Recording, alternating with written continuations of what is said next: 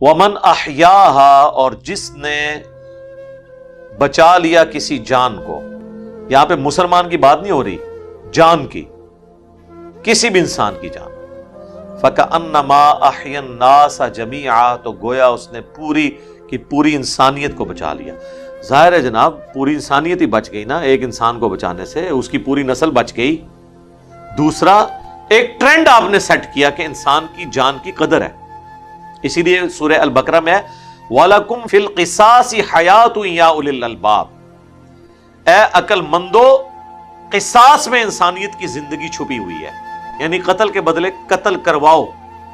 یعنی لواحقین کو یہ اجازت تو دی گئی کہ وہ مقتول کہ وہ ورثاء کی حیثیت سے قاتل کو معاف کر سکتے ہیں، لیکن اسے ڈسکریج کیا گیا اور کہا گیا کہ قصاص میں انسانیت کی زندگی ہے. قتل کے معاملے میں معافی کی روش نہیں ہونی چاہیے. باقی گناہوں میں آیا کہ ٹھیک ہے کسی نے آپ کا حق مار لیا، آپ اسے معاف کر دیں، اللہ بدلہ دے گا. قتل کے بارے میں کہا نہیں چھوڑا. اور اللہ تعالیٰ ہمارا جس نے ایک انسان کو بچایا اس نے پوری انسانیت کو بچا لیا. یہ وہ آیت کا ٹکڑا ہے جو آپ کے ہاسپٹلز کے باہر لکھا ہوتا ہے. اور ڈاکٹرز اپنے آپ کہتے ہیں ہم مسیحا ہیں، چور اور ٹھگ تے ڈاکو ہو تسی الا ماشاء اللہ. ڈاکٹرز کہتے ہیں جناب انجینئر صاحب چونکہ انجینئر ہیں اس لیے شاید ہم سے جیلسی رکھتے ہیں. ایسا نہیں ہے میرے بھائی. آپ اپنے طبقے کے شریف ڈاکٹروں سے پوچھ لیں جو کچھ ہم ڈاکٹروں کے بارے میں کہتے ہیں، کیا ایسا نہیں ہے؟ کیا اکثریت ایسی نہیں ہے؟ کیا آپ لوگ اپنے وہ جعلی عمرے اور دوسرے ملکوں کے وزٹس کی خاطر 100 روپے کی دوائی ہزاروں روپے میں نہیں لکھ دیتے اسی فارمولے میں مہنگی کمپنیوں کی، صرف اس لیے کہ وہ کمپنیاں آپ کو کھلاتی ہیں؟ جو یہ بارہ سسٹم چل رہا ہے میڈیکل ریپ والا، کیا آپ یہ لوگ نہیں کرتے ہیں؟ حرام کے پیسوں پہ عمرے کرنے گئے ہوئے ہوتے ہیں. وہ جی گفٹ ہے، گفٹ ضرور لیں لیکن آپ فارمولا لکھ کے دیں، دوائی نہ لکھ کے دیں. جس طرح باہر کے ملکوں میں ہوتا ہے ڈاکٹر تو دوائی نہیں لکھتا، وہ صرف سمٹمز بتاتا ہے، پھر فارماسسٹ جو ہے نا وہ لکھتا ہے کہ ہاں جی اس کو یہ سالٹ چاہیے، یہ ٹھیک ہو جائے گا. اور یہ آپ ڈاکٹرز کے پاس اگر آپ ڈاکٹرز آپ کو کوئی دوائی مہنگی لکھ بھی دیں نا، پریشان نہ ہوا کریں، سیدھا ہے میڈیکل سٹور پہ، ان کے پاس ایک بک پڑی ہوئی ہوتی ہے، اس دوائی کا سالٹ ان کو بتائیں کون سا ہے. آپ عام آدمی بھی جو تھوڑی سی انگریزی پڑھ سکتا ہے وہ سالٹ میچ کرے، آپ کو 20 دوائی مل جائے گی. آپ حیران ہوں گے کہ 400 روپے کا کیپسول آپ کو 10 روپے میں مل جائے گا اسی سالٹ کے اندر. وہ 400 روپیہ اپنے برانڈ کا لے رہا ہوگا کیونکہ اس نے 400 میں سے 300 روپیہ ڈاکٹر کو یا 200 روپیہ کھایا ہوگا، 100 روپیہ اپنی جیب میں ڈالا ہوگا، اس لیے وہ 400 قیمت ہوگی. چند ایک دوائیاں کریٹیکل ہو سکتی ہیں جو مہنگی کمپنیوں کی ضروری ہیں، ادروائز ہو سکتا ہے یہاں پہ کسی حافظہ اللہ کسی دامن برکاتہم عالیہ نے نہ بنائی ہو، الٹا کھانے الٹا ہی ہوتا ہے تو کوئی ریئیکشن ہو جائے، یہ بھی چانس ہوتے ہیں، اس لیے بھی لوگ مہنگی دوائیں لیتے ہیں. اور بعض لوگ جب تک مہنگی دوائی نہ ہو ان کو آرام بھی نہیں آتا کیونکہ نفسیاتی طور پہ وہ مانتے ہی نہیں کہ یہ دوائی ہے، یہ بھی ہو جاتا ہے. تو یہ ڈاکٹرز کیا کر رہے ہوتے ہیں؟ مشورہ فیس 1000 روپیہ، 5000 روپیہ، 10,000 روپیہ مشورے کا. ہم نے تو ایسے بھی لوگ دیکھے ہیں جو 50 روپے فیس لیتے ہیں، ان کے پاس سینکڑوں لوگ روزانہ آتے ہیں. بھائی وہ بھی تو کھا ہی رہے ہیں. یہی وجہ آپ دیکھیں یہ کروڑوں کماتے ہیں، ان کی اولادیں ان کو کتے کی طرح ٹریٹ کرتی ہیں، ان کی تعفن زدہ لاشیں چھوڑ کے وہ چلی جاتی ہیں، ان مرے ہوں کے وہ انگوٹھے لگواتے ہیں ان سے ہتھیار، کیونکہ حرام کے پیسے پہ انہوں نے ان کو پرورش کی بھی ہوتی ہے نجائز لوگوں کے ساتھ.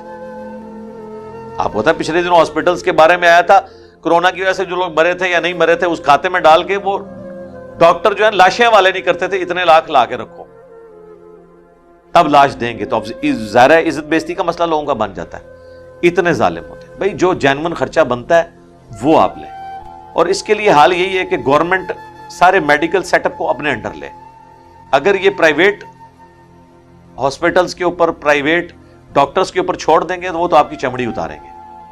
وہ تو ایسے ظالم ہیں کہ وہ پریکٹس تو کرتے ہیں سرکاری ہاسپٹلز میں لیکن شام کو مریضوں کو اپنے کلینک پہ بلا لیتے ہیں، حالانکہ انہیں پتہ ہے کہ کوئی اتنا بڑا مسئلہ نہیں ہے، اور دنیا جان کا ٹیسٹ لکھ کے دے دیتے ہیں، تجربے کرتے ہیں، دوائیاں ایسی ایسی لکھ کے دیتے ہیں ان کو کہ تاکہ پہلے ان کا معدہ خراب ہو پھر معدے کی دوائیاں ان کو دیں. تکلیف پتے کی ہوتی ہے، دوائی معدے کی لکھ دیتے ہیں، اور وہ 10-10 سال کھلاتے رہتے ہیں. پتا تو پھر اینڈ پہ پتا بھی نکلتا ہے, میدا بھی فارغ ہو جاتا ہے, اور ڈیلائسس پہ بھی بندہ چلا جاتا ہے. یہ تو مطلب ہمارے سامنے کئی کیسز ہیں. مجھ سے تو کوئی بھی میڈیکل ایشو ڈسکس کرے تو میں اس کے سامنے رکھتا ہوں, بھائی یہ بھی ہو جاتا ہے, اس میں یہ بھی ہو جاتا ہے, یہ بھی ہو جاتا ہے. جن جن تجربوں سے کم از کم ہم گزر کے یعنی میچور ہوئے ہیں, کم از کم تمہیں تو ان تکلیفوں سے نہ گزرنا پڑے. اور یہ آیت بار لکھی ہوتی ہے, جس نے ایک جان کو بچایا اس نے انسانیت کو بچا لیا, اور بچانے کے لیے کوئی نہیں بیٹھا ہوتا. وہ ایک جان جو بچا رہے ہوتے ہیں وہ اپنی جان بچا رہے ہوتے ہیں, یعنی آپ سے پیسے ہتھیا کے, اور عوام پہ ظلم کر رہے ہوتے ہیں. لیکن اگر آپ جناب گوروں کے ملکوں میں چلے جائیں جناب, وہاں آپ کو انسانیت کی قدر, جانوروں کی قدر بھی نظر آئے گی. واقعی وہ لوگ تن من دھن لگا دیتے ہیں بندوں کو بچانے کے لیے. ادھر کیا کچھ نہیں کرتے ہیں, آئے دن تو یہ تولیے پیٹ میں بھول جاتے ہیں, کینچیاں تک بھول جاتے ہیں. یعنی 2 یا 3 کینچیاں لے کے گئے ہیں, وہ بھی ریٹریو کرنا بھول جاتے ہیں. ان میں سے بھی ایک پیٹ میں سے نکلتی ہے, آپریشن خراب ہو جاتے ہیں. مجھے میرے آفس کے کلیگ بتانے لگے, ان کی جو وائف ہے وہ گائنی کی ڈاکٹر, خوف خدا رکھنے والے ہیں. وہ کہنے لگے کہ مجھے وائف نے بتایا کہ کئی دفعہ لیڈی ڈاکٹرز نے کبھی کسی فنکشن میں جانا ہوتا ہے اور کوئی ڈیلیوری کا کیس آتا ہے, وہ نارمل ہوتا ہے, لیکن وہ اس پہ ظاہر آپ کو محنت کرنی پڑتی ہے. وہ ظاہر ہے پینز آتی ہیں, پھر 7-8 گھنٹے بھی بعض اوقات لگ جاتے ہیں. اب انہوں نے تو میم صاحبہ نے شام کو تیار ہو کے جانا ہے ایک بے پردہ فنکشن کے اندر, تو وہ پھر نرسوں کہتی ہیں 2 اسے انستھیزیا بے ہوش کرو, اسے میں ٹک لگا دیتی ہوں, اور وہ آپریشن کر دیتی ہیں صرف اپنا ٹائم بچانے کے لیے. آپریشن بنتا نہیں ہوتا, لیکن اسے پتا نہیں جس کو ٹک لگا کے تم گئے ہو, اس کی آمدہ کی کئی مہینوں کی زندگی کیسے گزرنی ہے, اس پورے گھر پہ کیا گزرے گی. جب آپ نے پیٹ کے 2 ٹکڑے کیے ہوئے ہیں, اس پہ آپ بے شک یہ لگا بھی دیں ٹانکے, اس کے بعد کیا ہوتا ہے. وہ عورت بیچاری گھر کے کام کس طرح مینج کرے گی, اس کے اگر چھوٹے چھوٹے بچے ہیں اس کو کیسے مینج کرے گی, کپڑے دھونا, کھانے پکانے کے معاملات, اور پھر ہر وقت یہ بھی دھڑکا لگا رہے کہ ان زخموں کے اندر پیپ نہ پڑ جائے, اور اکثر اوقات پیپ پڑ جاتی ہے, پھر اس کی صفائی کرانا. کئی بار پھر وہ صفائی کرنے میں زخم اتنا خراب ہوتا ہے کہ اس عورت کی ڈیتھ بھی ہو جاتی ہے. لیکن وہ اس میم صاحبہ نے اپنے ایک فنکشن کی خاطر اس عورت کو اس تکلیف سے, پورے خاندان کو اس اذیت سے گزارا. تو قاتل ہے وہ جان نہیں بچا رہی, وہ قاتل ہے اس پورے خاندان کی. یہ کر رہی ہوتی ہے. آج آپ چلے جائیں, آپ کو درجنوں لیڈی ڈاکٹرز میں سے ڈھونڈنے سے ایک ملے گی جو آخری درجے تک نارمل ڈیلیوری کروانے کی کوشش کرے, جس نے حلال کی کر کے کھانی ہے.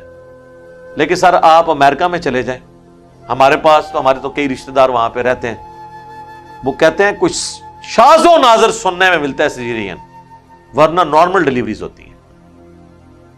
یار ہماری صحتیں ان سے اچھی ہیں, ہماری امیونٹی پاور ان سے اچھی, ہماری لائف, ہماری عورتیں زیادہ ٹف ہیں گھروں کے کام کرنے کے اعتبار سے. وہ وہاں پہ مینج ہوتا ہے, یہاں پہ نہیں ہوتا, صرف اس لیے کہ وہاں کے ڈاکٹرز ایماندار ہیں, ان کو پتا ہے کہ یار اس کو تکلیف نہیں دینی.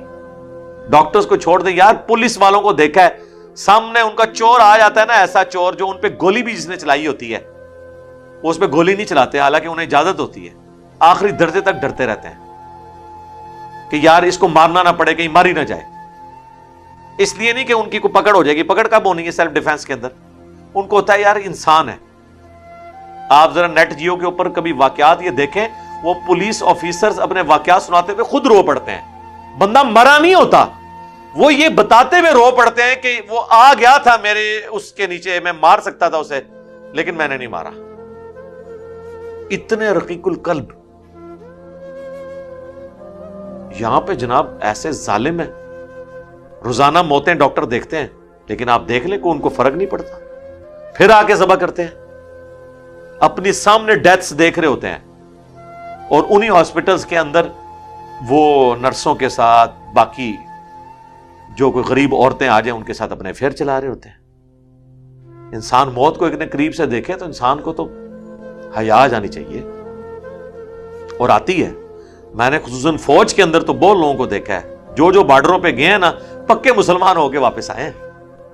یہ ابھی ایک जियो पे प्रोग्राम चला था कैपिटल टॉक में ना, मुनीफ फारूक जेलम से ही हैं आजकल, वो कैपिटल टॉक कर रहे हैं। तो इस 6 सितंबर के ऊपर उन्होंने एक शहीद के घर वालों का इंटरव्यू किया।